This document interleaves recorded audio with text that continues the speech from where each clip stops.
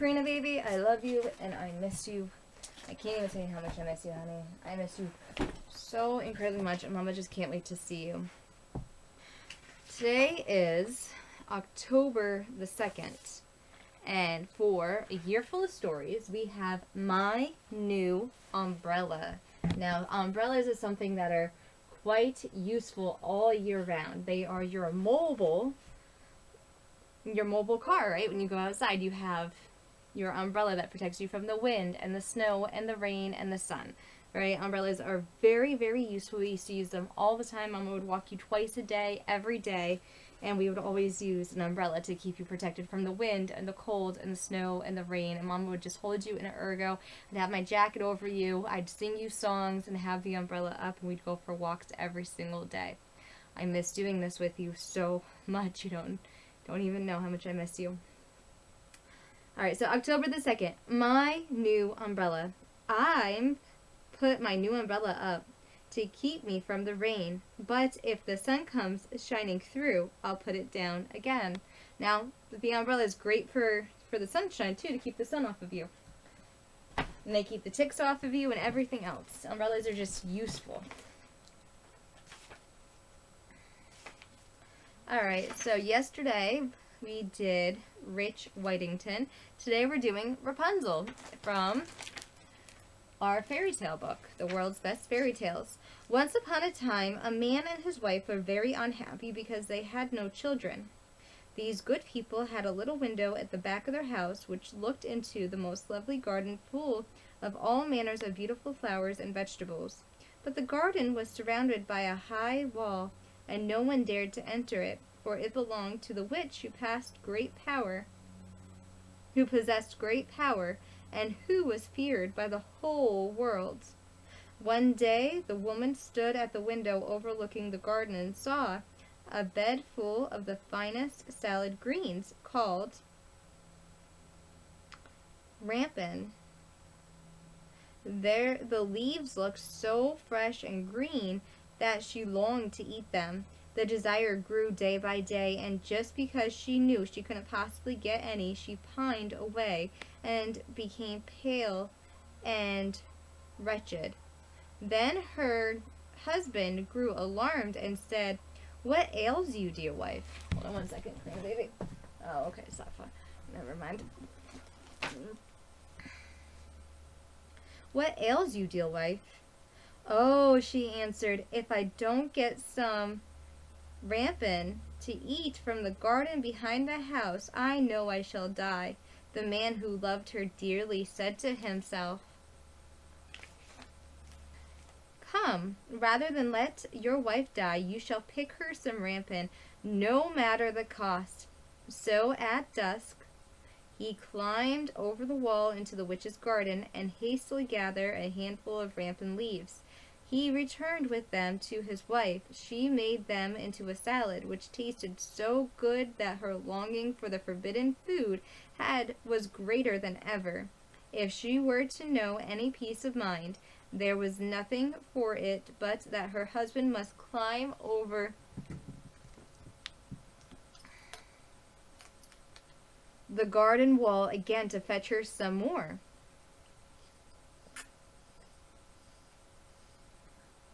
Again at dusk over he went, but when he reached the other side he drew back in terror, for there, standing before him, was the old witch. "How dare you," she said, with a wretchful glance, "climb into my garden and steal my rampin like a common thief? You shall suffer greatly for your wretchedness and rashness." "Oh," he implored, "please forgive my boldness. Necessity alone drove me to the deed. My dear wife saw your rampin from her window, and had such a desire for it that she would certainly have died if her wish had not been gratified." Then the witch's anger was a little appeased, and she said, "If it's as you say, you may take as much rampin away with you as you like, but on one condition only, that you give me the child your wife will shortly be bringing into the world, and all shall go well with it, and I will look after it like a mother." The man in his terror agreed to everything she asked. As soon as the child was born, the witch appeared, and having given it the name Rapunzel, which in that country means the same as rampant, she carried it off with her. Rapunzel was the most beautiful child under the sun. When she was 12 years old, the witch shut her up in a tower in the middle of a great forest, and the tower had neither stairs nor doors, only high up at the very top a small window. When the old witch wanted to visit the girl, she stood underneath and called out, "Rapunzel, Rapunzel, let down your golden hair." For Rapunzel had wonderful long hair, and it was as fine as spun gold. Whenever she heard the witch's voice, she loosened her braids and let her hair fall down out the window. This became the ladder for the old witch to climb straight up to the top of the tower. After they lived like this for a few years, it happened one day that a prince was riding through the woods and passed by the tower. As he drew near it, he heard someone singing so sweetly that he stood spellbound and listened. It was Rapunzel, in her loneliness, trying to wail away the time by letting her sweet voice fill her solitude. The prince longed to see the owner of the voice, but he sought in vain for a door in the tower. He rode home, but he was so haunted by the song he had heard that he returned every day to the woods and listened. One day, when he was standing thus behind a tree, he saw the old witch appear and heard her call out, "Rapunzel, Rapunzel, let down your golden hair." Then Rapunzel let down her braids, and the witch climbed up by them. "So that's the staircase, is it?" said the prince. "Then I too will climb it and try my luck." On the following day at dusk, he went to the front of the tower and cried, "Rapunzel, Rapunzel, let down your golden hair." And as soon as she had let down the marvelous golden ladder, the prince climbed up.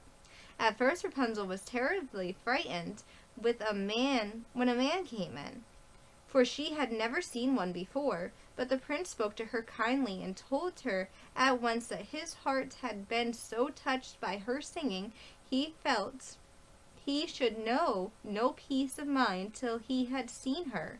Very soon Rapunzel forgot her fear, and when he asked her to marry him, she considered at once, for she thought he is young and handsome, and look at baby. Here's the tower, and Rapunzel letting down her hair.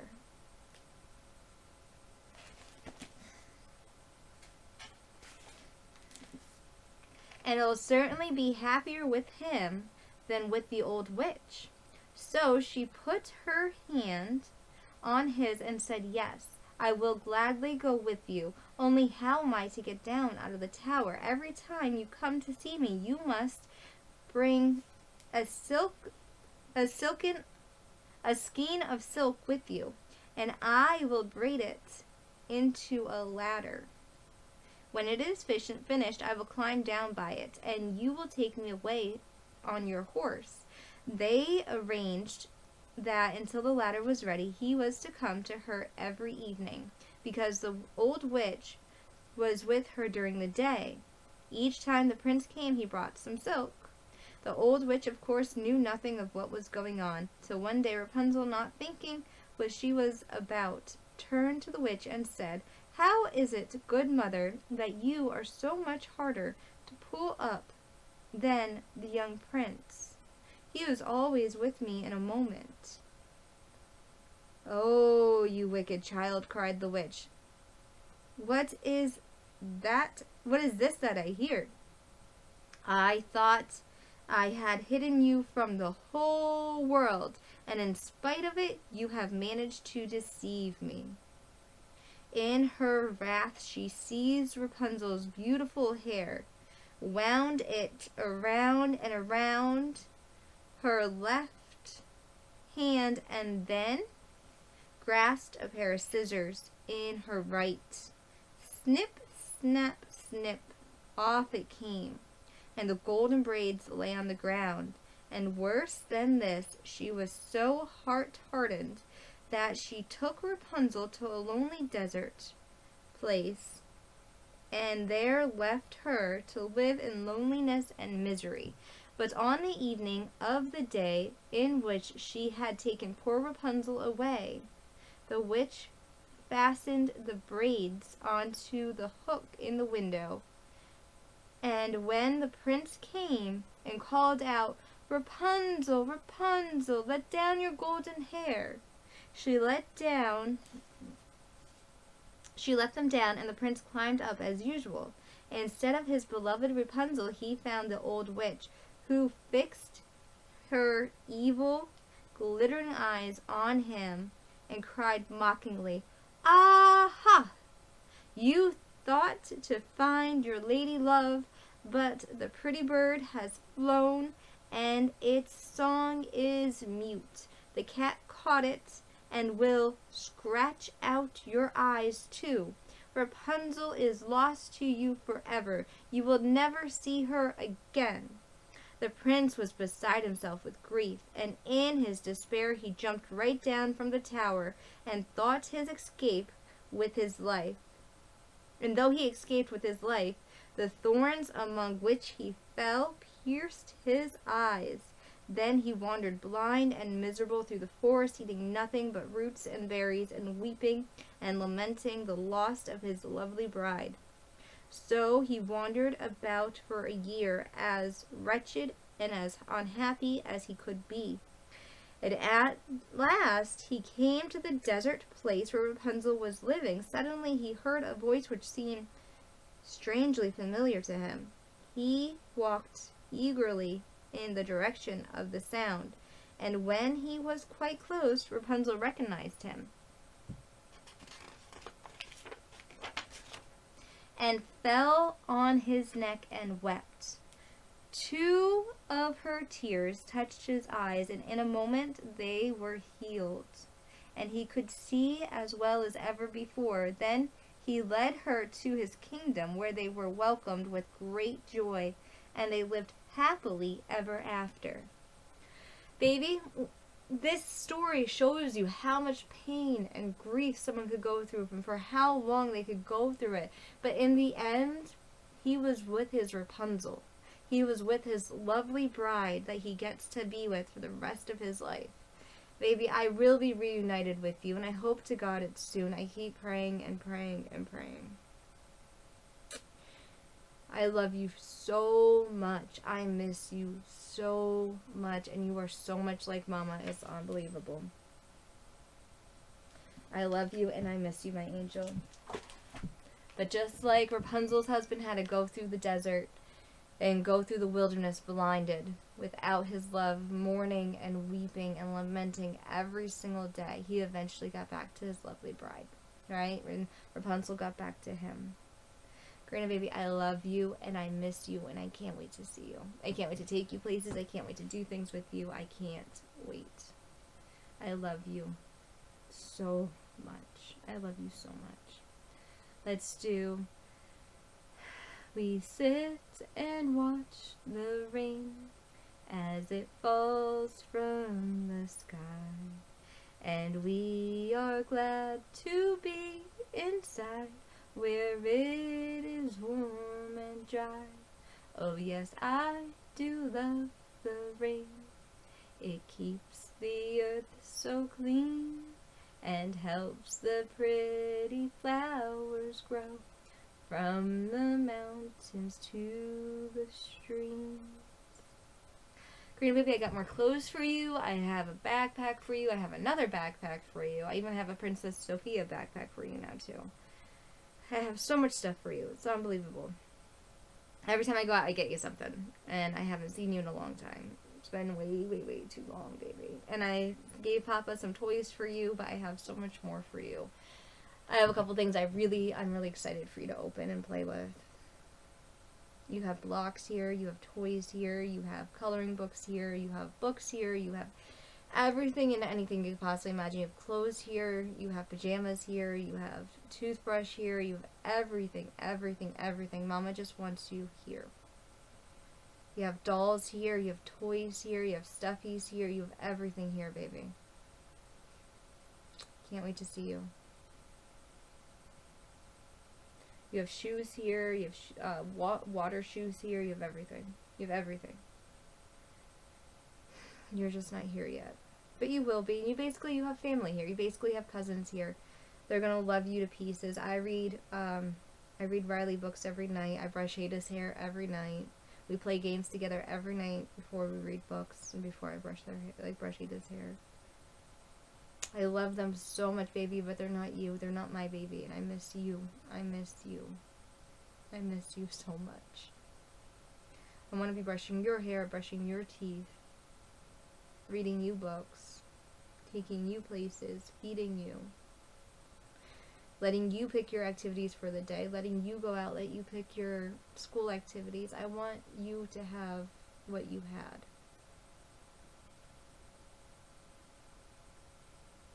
I love you and I miss you. You had such a good foundation. Mama gave that to you. I held you for the first 6 months straight. We did Your Baby Can Read from day one. We did everything. You were nursed for 11 months straight. Mama wore you in an ergo every day for 6 months. Every single day. You slept next to me. We co-slept most of the time unless you didn't want to.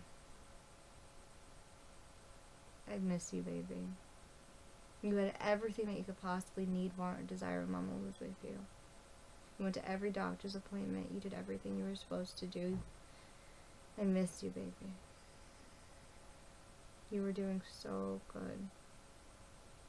I know you're still doing so good. Because you have a good foundation. I know that you do because I gave it to you. Baby, let's do Lila Tove. Lila Tove, and good night to you. Lila Tove, may your dreams come true. We sing Lila Tove, may Israel protect you throughout the night until we reach the morning light. Karina, baby, I love you. Like Papa used to always say, Mama's Papa's son, Papa's my moon, and you are quite literally our rainbow baby, and we love you. We love you so much. I love you.